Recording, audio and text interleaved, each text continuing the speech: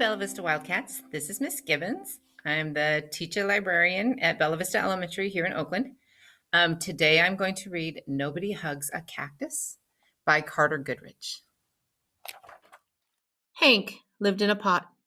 The pot sat in a window. The window looked out at the empty desert. It was hot, dry, peaceful, and quiet, just the way Hank liked it. But every now and then, somebody would interrupt Hank's peace and quiet. "Hi, Hank," Rosie the tumbleweed called out. "Isn't it a beautiful day?" Hank ignored her. He just wanted to be left alone. "Okay, so long," said Rosie cheerfully, and she tumbled away. Hank was happy again.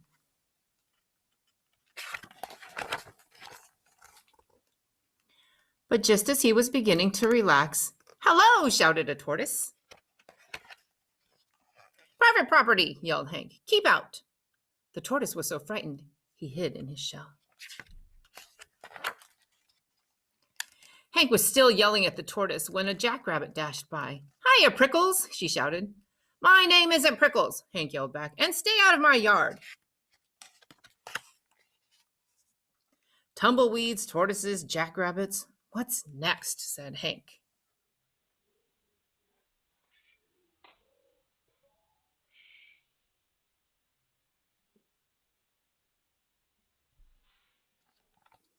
A coyote came loping by.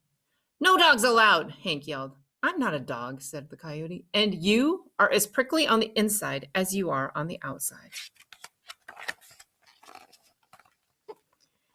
Before Hank could yell back at the coyote, a cowboy strode past. "Keep off the grass," shouted Hank.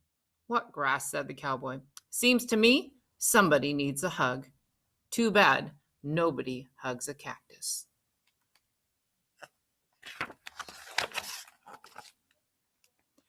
"Hi," said a lizard. "Who invited you?" said Hank. "And just in case you're wondering, I don't want a hug." "That's good," said the lizard, "because I don't want to give you one." Then he skittered away. An owl landed on the roof. "If you're looking for a hug," said Hank, "well, I guess I could give you one."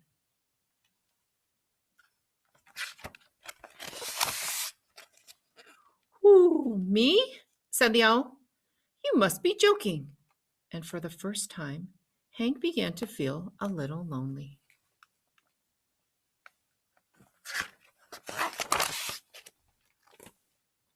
The next morning, Hank was feeling more sad on the inside than prickly. Maybe a hug wouldn't be so bad after all.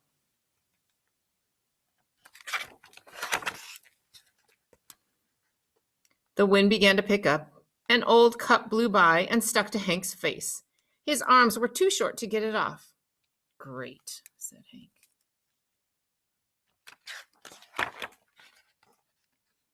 After a while, Rosie came bouncing by. "I'll get it off you, Hank," she shouted, and she jumped up to knock the cup off Hank's face. Then she tumbled away.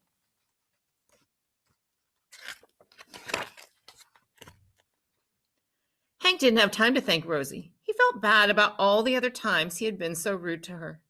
So he came up with a plan.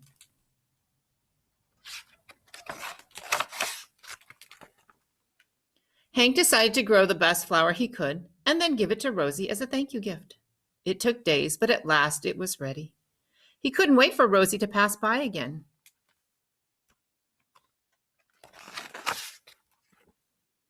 When at last she finally did come bouncing back, Hank held out the flower.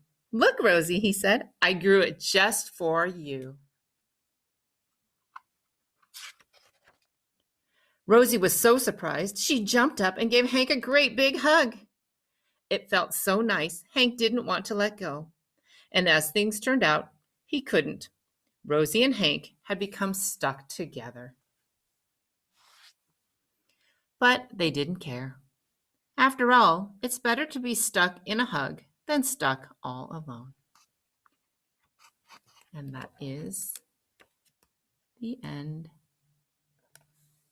I hope all of you are stuck with someone you love. Stay healthy, and I hope to see you soon.